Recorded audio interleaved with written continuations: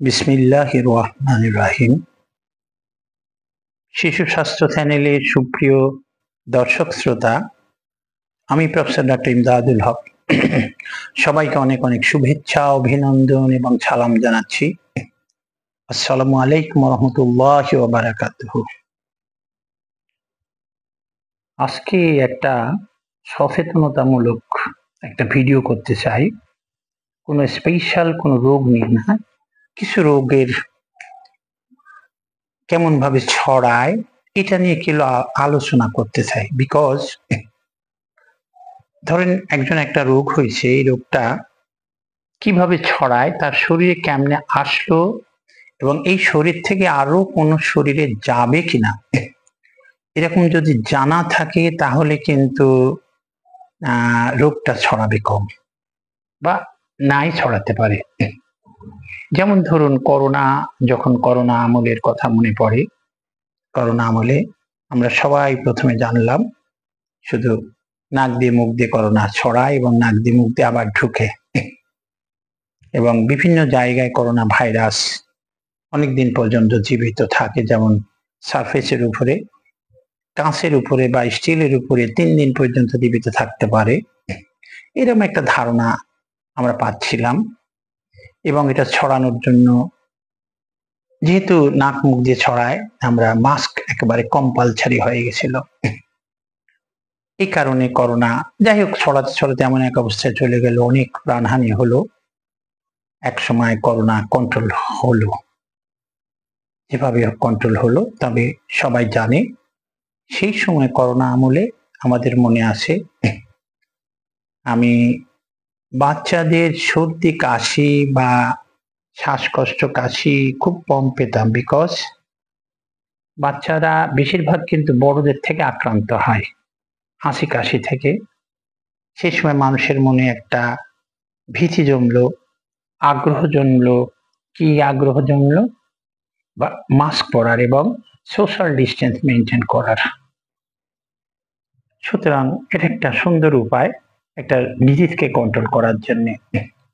বেশ কিছুদিন আগের কথা মনে পড়ে, ঢাকায় তখন বাস করতাম। ঢাকা ডিজি অফিসের সামনে রাস্তাতে মহাখালীতে খোলা ড্রেনের পাশে পাক কলে কুসুর রস তৈরি হচ্ছে, আখের রস তৈরি হচ্ছে। মানুষ গাড়ি মেরে আসছে, বোতলকে বোতল ভরে নিয়ে চলে যাচ্ছে। ওই খোলা ড্রেন থেকে মাছি এসে আখের গায়ে পড়ছে, রসের গায়ে পড়ছে, এটা থেকে বোতল ভর্তি করে মানুষ নিয়ে যাচ্ছে। ইনফ্যাক্ট সেই সময় কিন্তু জন্ডিস রোগের প্রাদুর্ভাব বেশি ছিল। জন্ডিস আমার মনে আছে, জন্ডিস বলতেই ভাইরাল হেপাটাইটিস এ, সেটা ছড়ায় হলো অরোফিকাল রুটে ছড়ায়। অরোফিকাল রুটে ছড়ায় জন্যেই এটা থেকে সাবধানতা হওয়া উচিত ছিল, কিন্তু মানুষের মনে এটা জানা নাই কিভাবে রোগটা ছড়ায়।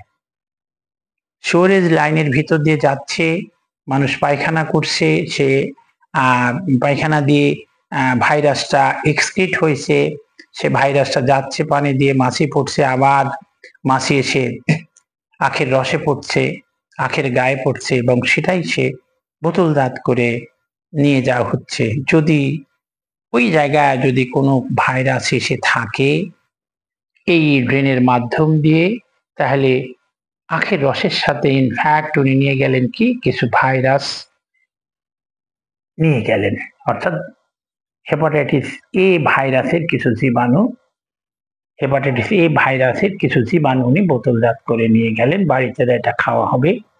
যদি সেই বাড়িতে জন্ডিস যদি ঢুকে না থাকে, তাহলে জন্ডিস অবশ্যই ঢুকবে। দেখুন, আমাদের যদি জানা থাকতো, একটা গণ সচেতনতা তৈরি যদি হতো যে হেপাটাইটিস এ এইভাবে ছড়ায়, সুতরাং এই জায়গাগুলোতে খোলা খাবার বা খোলা ড্রেনের সামনে থেকে কিছু গ্রহণ করবেন না বা খাবেন না, তাহলে কিন্তু মানুষ নিত না। আলটিমেটলি এটা এপিডেমিক চলছে, বেশ কিছুদিন ধরে আমার মনে আছে এপিডেমিক চলছে। ইনফ্লুয়েঞ্জা ভাইরাস ঠিক তেমনি ভাবে ফ্লু ভাইরাস কিভাবে ছড়ায়, এটাও হাসি কাশি দিয়ে। সব থেকে ইনফেকশাস ডিজিজ বলতে এই ভাইরাসটাকে বেশি ভয় পাই। আমরা ছোটবেলায় আমরা মানে জোকস করেই বলা হতো, আমাদের স্যাররা বলতেন ওষুধ খাইলে 7 দিন, না খাইলে 1 সপ্তাহ। এবং যাই হোক, সুস্থ হওয়ার পরে অন্তত পোস্ট ভাইরাল অ্যাস্থেনিয়া যেটা পড়ে থাকে মানুষ, একেবারে দিনের পর দিন বিছনায় পড়ে থাকা লাগে।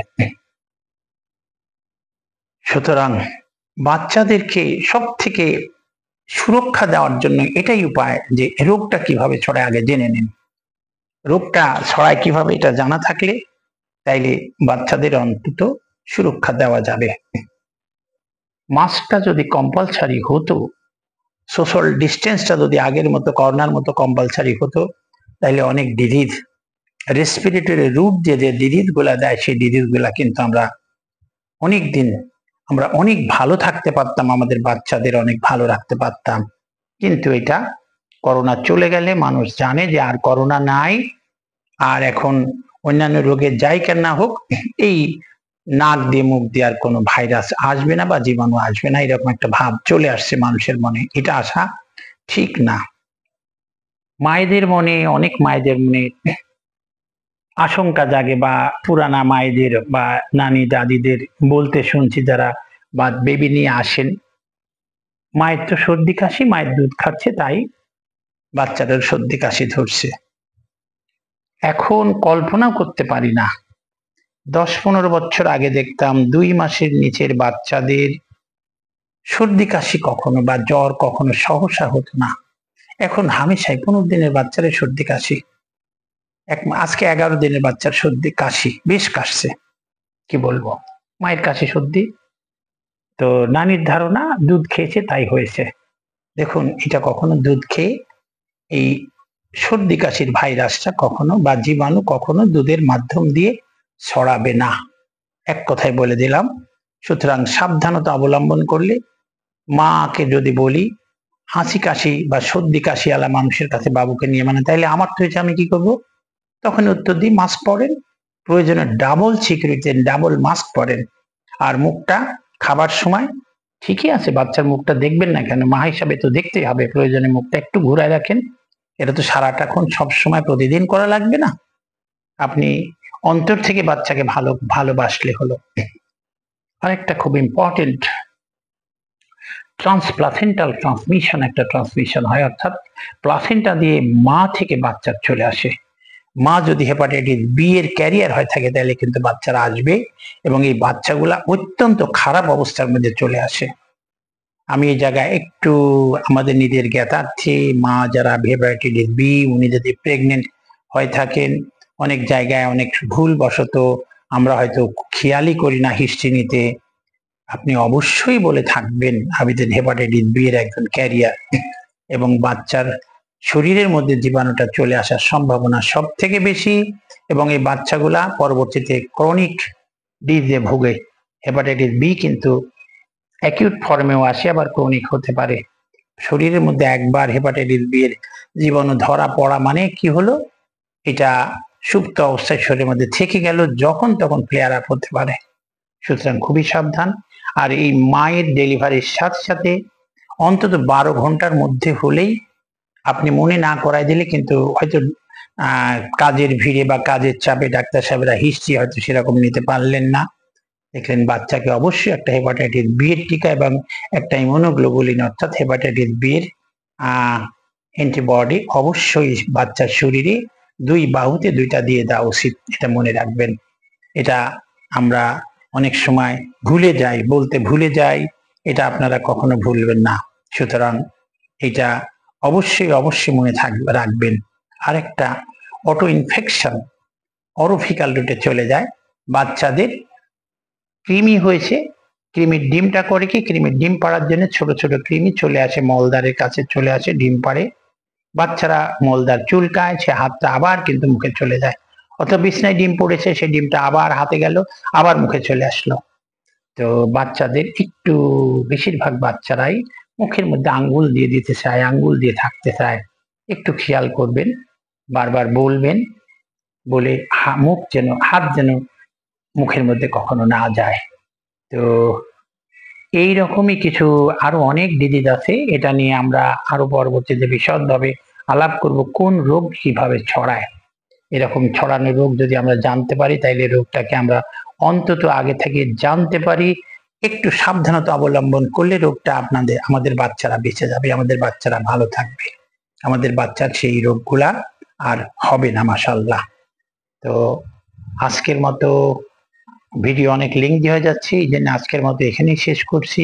পরবর্তীতে আবার কোনো ভিডিও নিয়ে দেখা হবে, এবং সে পর্যন্ত আপনারা ভালো থাকবেন, সুস্থ থাকবেন। এবং শেষে আবার আরেকটা রিকোয়েস্ট করে দেয়, বারবারই করে যাচ্ছি, আমাদের এই চ্যানেলটা ইউটিউবে এবং ফেসবুকে যে পেজ আছে শিশু স্বাস্থ্য, SHISHUSWASTHO, আমি আবার বলছি স্পেলিংটা SHISHU শিশু, SWASTHO শিশু স্বাস্থ্য। এটাতে ফেসবুকে হলে আপনারা ফলো দেন, লাইক দেন, শেয়ার করেন, ইউটিউবে সাবস্ক্রাইব করেন। অনেক ভিডিও আছে, অনেকেই হয়তো জানেন না, তারা দেখতে পাবেন এবং বাচ্চাদের যত্ন সেইভাবে নিতে পারবেন। তো আজকে এই পর্যন্ত এখানে রাখি। আল্লাহ হাফিজ। আসসালামু আলাইকুম ওয়া রাহমাতুল্লাহি ওয়া বারাকাতুহু।